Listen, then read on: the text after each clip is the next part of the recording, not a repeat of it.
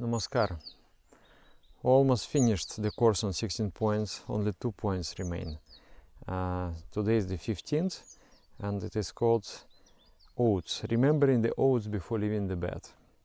At certain important occasions in spiritual life, we take different vows.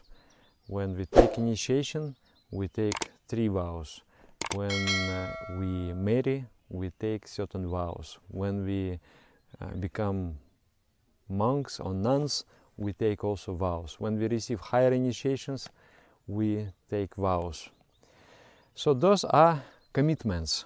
As you grow with spirituality, as you grow with your spiritual strengths, you also take bigger and bigger commitments.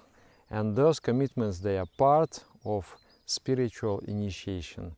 That's why they are maintained secret, because they contain the blessing. Once you are ready to take that commitment, once you are ready, once your body, mind, and everything, your entire structure is ready for the higher voltage in the spiritual life, then you pronounce the vows.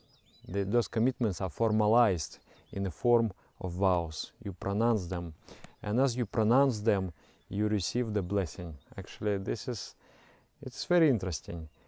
I remember commitments matters a lot. When I was 20 years old, I was still in doubt whether I should become a monk or not. Actually, I wanted to be a monk, but I didn't have confidence in myself. I thought that I am not strong enough for that life, and how I will be able to do it. So in one day, my spiritual guide, he asked me, so have you decided whether you're going to become a monk or what? And you take decision.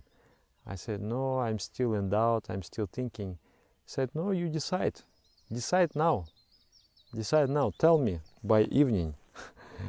And we were standing on the bus stop, waiting for a bus. And then I thought about it. I thought that actually this is what inspires me most. And I don't know whether I have strength, whether I have capacity, but I really want to do it. So I told him, yes, I want to become monk. And something very interesting happened. I sat in the bus and I felt, for the first time in my life, I felt confidence that I'm really going to make it. I felt like my every cells in my body is just being filled with the new strength, with the new energy, and some energy is being renewed in me. It was so strange and it was so inspiring. It was just like, I don't know how to describe it. It's just the new energy was coming and replacing everything of my old self. So from that time, I understood that commitment matters. Once we take the commitment, we receive the grace, we receive the support of the cosmic force. I speak of it very confidently because that has been my experience during the last 20 years.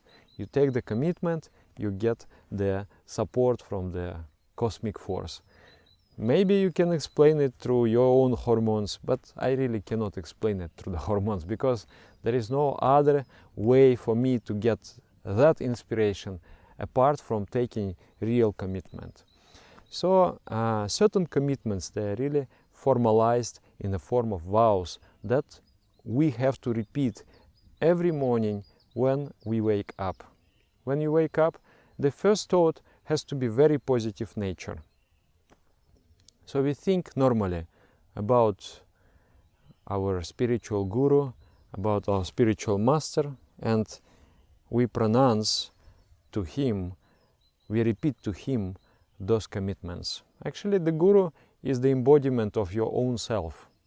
The guru symbolizes the enlightened personality, your potential. You can tell it to the guru, you can tell it to your own self, to your own soul, but you repeat, you reaffirm those commitments. And that makes a very good start in the morning, because you immediately guide your mind, you promise yourself, and you go deeper into those promises, and you try to understand those promises deeper and guide your mind. This new day, I'm going to live with this approach, with this ideation, with these commitments. And it is inspiring force. It is like a blessing. Every morning you take a blessing. You repeat the commitments, you receive the grace, the cosmic support, the cosmic energy for you to be able to fulfill those commitments. And this is also like programming yourself. I'm going to live this way. I'm not going to deviate from my path. Most of the promises are kept secret because they are part of spiritual initiation. There are promises which are given publicly during the marriage ceremony, and those are not secret. The husband and wife, they promise that on the physical level, on the psychic level, on the spiritual level, they are going to do their best to take care of each other. And I will not now speak in a formalized way, but the essence. And also, the Guru, before his departure, before death, called all of his disciples. He was perfectly fine, actually. He looked very fine, and everything was so everybody thought that he will live another 10-15 years. But then he asked, on you? He said, of course, yes, you can depend. Then he said some few very strange things. He said that like snakes everywhere exhaling venom, I am calling to everyone in every house to find those in human form. And today, on my physical departure from this world, I call to everyone in every house to fight the evil. And everyone was like, what's going on? What physical departure? And then he said, this was said by Rabindranath Tagore. And then everyone was just did a sigh of relief. And then he said, you understand that what Rabindranath Tagore said so many years ago still now is very important at this final years of the 20th century. And then actually he made the disciples he said, can I depend on you? They say, yes, you can, of course, you can depend on us. Okay, then repeat after me. And then he pronounced that promise that many of us, we still repeat every morning. All my energy, all my thoughts, all my deeds are to be guided to the path of collective elevation of human society without ignoring others, animate and inanimate objects, right from this moment till the last point of my living on this earth. So this is the promise. And that is, at the same time, it is very inspiring and it is very guiding that all my energy, all my thoughts, all my deeds will be guided towards the collective elevation of human society without ignoring other animate and inanimate objects, all other creatures. I am here for welfare of all. And then this is the force of autosuggestion. When you repeat something, when you ideate something, maybe initially you're not feeling so much relation to that, you are not relating so much to that. Maybe you are repeating something but you are feeling differently. But slowly, by this autosuggestion, you're molding yourself into your ideal and becoming that ideal. So the promises are very, very important. The vows are very, very important. And keeping the vows is extremely important. In the vows is the strength. I could see the immediate change. The person after initiation, the person after taking the vows, he becomes just a reborn personality. So this is one. You wake up, you sit, and you repeat the vows. But not take vows carelessly. The vows have to be taken with prepared mind. Mostly the vows are formalized and they are offered to you by a spiritual teacher, and you think whether I can take those vows, and then if you can do, then you you do it, and then it becomes your daily practice. Just another story came to my mind. One friend of mine, he shared the story. He said, one time Guru asked me to come to his room, and then he just took my hands, put on his feet, and said, "You promise now?" Okay. "You promise I will be very strict in 16 points." So he promised. But 16 points is a austere practice, is a hard practice. To be ideal in the entire body of 16 points, you are saint in that case.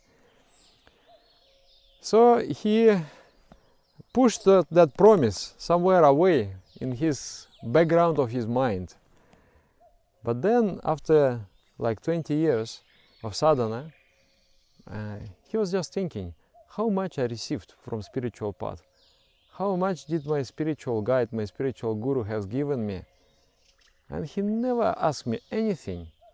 Only one thing he asked in my entire life, that I should be strict in 16 points. Shouldn't I try my best?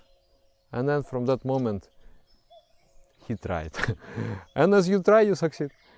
So, and then as he was like narrating that story, he was saying, of course, the Guru knew who am I and what I can do, what I cannot do. But he also knew that one day I will be able to fulfill those promises.